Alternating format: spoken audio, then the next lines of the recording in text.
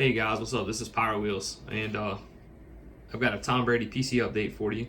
What I wanted to do is kind of go through some of my PC and just kind of talk about, when I started collecting Tom Brady, how I started, why I collect Tom Brady, what I'd like to add to my collection, what my focus is, and then I'm going to end with the one card that I'm my most wanted card for my PC. So kind of go through that. I think it'd be kind of cool. So when did I start? I started collecting Tom Brady in 2014, and it was almost a little bit of an accident. It was the year before they won the Super Bowl against Seattle, and at that time in my collecting, at that part of my collecting in my life, I've been collecting for like about 24 years now. But at that time, I never had a superfractor in my collection, and I wanted to add a superfractor so bad, a top superfractor. And my favorite player to collect in PC back then was Tim Tebow, and there was a Tim Tebow superfractor that was on eBay, and it was a rookie one. And I was watching it, and I was so excited about adding that card, or I was hopeful that I could. And it ended up going a lot higher than what I wanted to pay for it. Well, there was also a Brady superfractor at the time, and I said, if I can't land that Tebow, I'm going to go after this Brady. And I'm so glad that Tebow didn't work out for me. I'd still like the card, but because now I'm so thankful that I actually went with the Brady superfractor. So this is kind of where my PC started. It was with this card right here. It's a 1-of-1 Topps Finest superfractor. Showed it off in several of my videos. Beckett graded a 9. So it just a beautiful card. But that's where my collection started. It started with this card, and I bought this card for $300 back in the day. Again, it was before they beat Seattle in the Super Bowl. So that at this time he'd only won three Super Bowls, and since then he's won 3 more. But yeah, I got this car for $300. Basically, what I did was we had a garage sale, and I had a ton of boxes full of like commons and just not very valuable cards, and some Hot Wheels. And my wife used Facebook to help advertise our garage sale, and she posted up that I had some boxes of cards and Hot Wheels, and I said just list it all for like $225, and somebody said, hey, I'll take it all for $200. And so they came by the house, picked it up, sold all those commons for $200. And the deal was I was going to take that money and put towards one of these superfractors, because at the time that's the most money I'd ever dropped on a card. So I added $100 to it and picked this up for $300.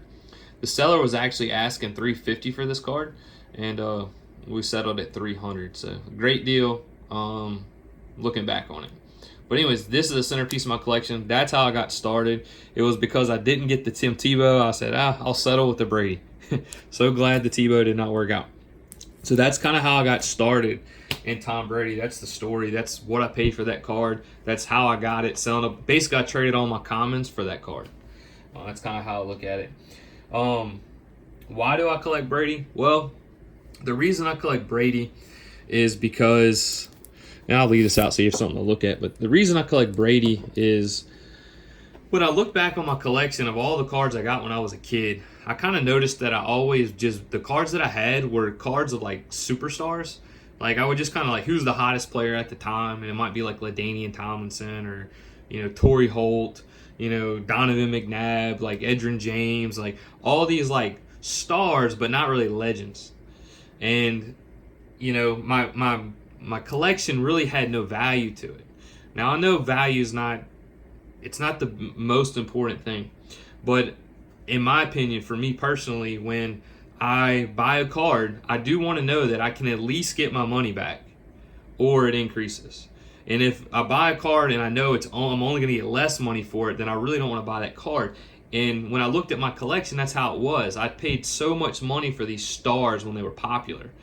But the cards now were like worthless. And I was like, man, I don't want to buy cards that just completely lose their value and I could never get my money back if I did need to sell them. Which selling's not really my style unless I'm trying to flip it to get a bigger card.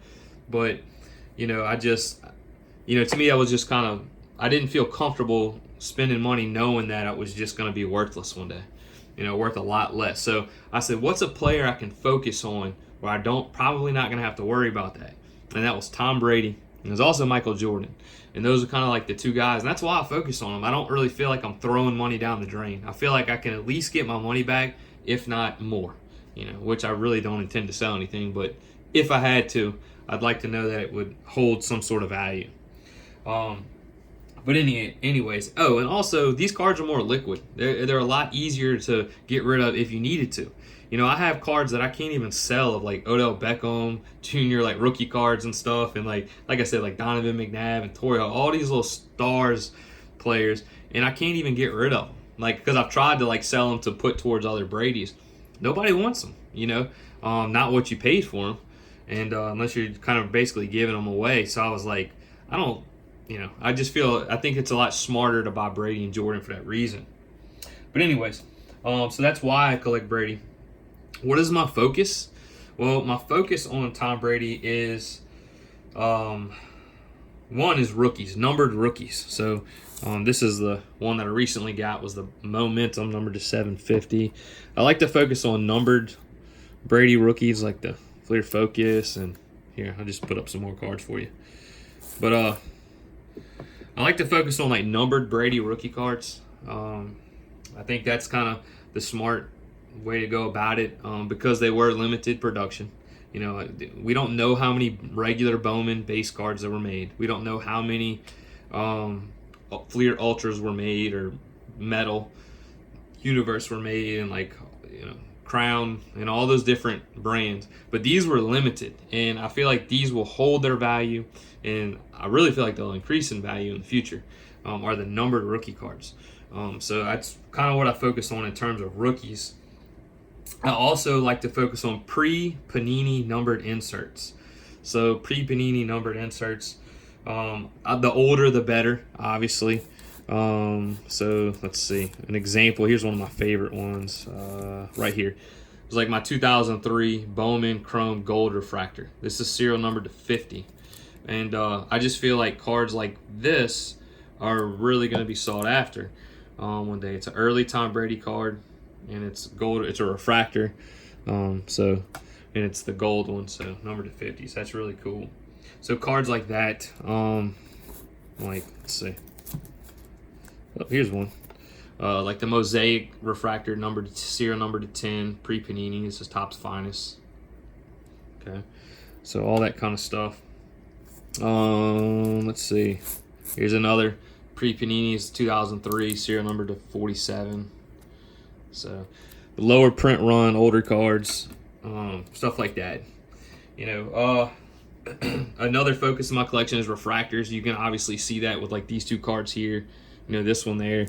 Here's some more refractors from the rainbow. Like this is the Pulse Refractor, serial number to 10. Got the whole rainbow there. I'll talk more about that in a little while. Here's a Panini refractor. I'll call it a refractor. I think they call it like a prism or something. But the Gold Mojo Refractor, serial numbered to 10. So I like to stick to serial numbered cards. I do like for them to be graded. This is one of my favorite Panini cards, the stained glass Gold Mojo Refractor. So refractors are a big part of my collection, an important part of it, and that I really like. It's just a style of card that I like. I prefer that over autographs, to be really honest with you. I prefer that over game used jersey cards. I prefer that over like everything. I like refractors. I think they're awesome. Serial numbered ones especially. So that's kind of really what I focus on in my collection. Let's see. Next we have what I'd like to add to my collection. Well, the thing I'd like to add to my collection would be more game used stuff, even though I just said that I like refractors more. I have very little game used cards of Tom Brady, like jersey patches and stuff like that. I would maybe like to add another auto or something one day. Like that's my only auto. It's got a game used jersey patch. But I don't really have too many jersey cards. Just those three, really. So I'd like to add more of that, jersey cards. What I would also would like to do though is I'd like to add any type of game used material by Tom Brady. Like I would like to add like the cards where they have like the Super Bowl ticket attached to it. I would like to add it where they have the Super Bowl field goal post, the game use pylon, the game use football, the face mask cards, every type of game use thing that Tom Brady was associated with. I would like to kind of add that. I think that would be cool. So not just patches. I mean, like the face mask cards, and maybe if there's any shoelace cards or like anything, the helmet cards. I'd like to find one of those graded. So to me, though, I think that would be kind of cool to have like every aspect of game use material by Tom Brady. I'd like to kind of add that to my collection. I think that would be pretty cool. Not just jersey patches, everything else, along with the jersey patches. My most wanted card for my collection. Okay, well, the most wanted card for my collection comes back to this Superfractor right here. I do have the rainbow completed in terms of like all the cards in the rainbow, like the red refractor numbered to 25, the gold numbered to 50, the blue numbered to 99, and all that kind of stuff. So I've got all that, but I also have, I was fortunate enough to be able to pick up the 3 printing plates. So I have the magenta printing plate, which I've showed all this before in other videos, but never together. But this is the yellow printing plate, and this is the blue printing plate. Now there's one more printing plate out there, and that's the black one. And that is the card that, man, I would love to see that card up for sale so I could get it. That is like the one card that I want to add. Probably doesn't mean anything to probably anybody else out there. But since I have the whole rainbow completed and I have 3 of the 4 plates already that are all, of course, one of ones, because they only get one of each color plate. If I could get that black one, that would be the coolest thing to put with the Superfractor. If anybody has any leads on that card, ever sees it, please let me know. Matter of fact, these 2 came off of eBay, and one day I was looking on Amazon and this one was on there. So I actually found this on an Amazon listing years ago. I never intended to get all the printing plates, but as they started popping up, I was like, let me just start grabbing them. So I did. So that is the one card that I really want to get. So I know a lot of 2012 products were open because the rookie class was excellent at the time. So maybe it's already been opened, maybe it's sitting in a box, I don't know. Does Topps release every printing plate? Do any of these get destroyed so bad that they don't even release it? I don't know. I wish I knew the answer to that, but I would really like to have that card. So anyways, that's kind of like how I approach the Tom Brady stuff. How do I see the future of Tom Brady stuff? I really think the pre-Panini stuff those are the key cards. I think the numbered rookies are the key cards, and that's kind of what I focus on. I'm not too crazy about much of the Panini stuff. I'll go ahead and show off some more. This was another Tom Brady Superfractor 1 of 1 that I bought. I actually sent this off and got graded myself, and it came back a PSA 10. I was thrilled. Beautiful card. I got this card also. I got this one for I think it was like $350 is what I paid for it raw, and then I sent it off and it came back at 10. So I got that for $350, and I got my other 1 of 1 for $300. So that's pretty good. Looking back, that's an excellent deal for those cards. Some Panini stuff, I think I've always speculated that I think these cracked ice cards are going to be like some key cards, just because Contenders is like a historical brand from his rookie year. It's his biggest rookie card. It's just Contenders, and I feel like these cracked ice, they make them, they've made them for several years, and I think when a card gets that kind of nostalgia of always being produced, it can kind of start to build some iconicness, I guess you could say. And so I think these cracked ice Contenders cards of Brady could end up being some Panini cards that actually might be good one day. So I picked up this one. I need to get it graded. And I'd like to pick up some more. I think those are some cards that might be some decent cards one day. Let's see if I got anything else worth showing.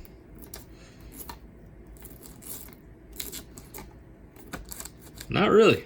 That's pretty much it in terms of the Brady stuff goes. And again, I focus on Michael Jordan. So my biggest Jordan cards are the Triumvirate. It's a key card. Beautiful card. I love the die cut, Bulls background, stuff like that. So if you watch any of my older videos, you've probably seen some of the cards that I like. Gold Refractor, serial number to 289. So And my big Jordan rookie. So 8.5, so pretty good there. So anyways, that's pretty much it for Jordan. But anyways, that's my Tom Brady. That's my outlook on it. Let me know what you think. What is your opinions on Tom Brady, and what's your style of collecting? What do you focus on? Where do you think the market's headed? What do you think the key cards are going to be in the future? Because like I can tell you this, with Michael Jordan, when you look back at Michael Jordan cards, because I kind of compare them a lot because they're both the GOAT of their sport. Michael Jordan has like key iconic cards, and I have a few that are pretty good Michael Jordan cards. It's not anything like super great, but I do have some nice ones like this one. And Michael Jordan has like certain cards that when people look back at Michael Jordan cards, they're iconic cards to Michael Jordan. And you know, like there's a lot of cards of Michael Jordan that were produced that a lot of people don't really care for. But then there were certain ones in the 90s, which I kind of compared the 90s Jordans to the pre-Panini Tom Brady cards. That's how I think that we're going to look at it. You know, so since Michael Jordan has those key cards that are iconic to him, my question is like, what are those going to be those key iconic cards for Tom Brady? What are going to be the ones when we look back 15 years from now and it's like, those were the key Tom Brady cards to have. So like 15, 20 years from now when people are building a Tom Brady collection and they're just getting started and they're like, what are the iconic cards? What are the ones that I need to have in my collection to build around, to be the foundation of my collection? What are those Tom Brady cards going to be? You know, that's my question. You know, I have my own speculation. It's kind of based off of what I collect is the pre-Panini, a lot of refractors, numbered cards, early stuff. So the numbered rookies, that's what I think the foundational cards are going to be. You know, what do you think the foundational cards are going to be? I'd love to hear it. Hope you enjoyed this video and found it interesting. Thank y'all for watching, and as always, God bless.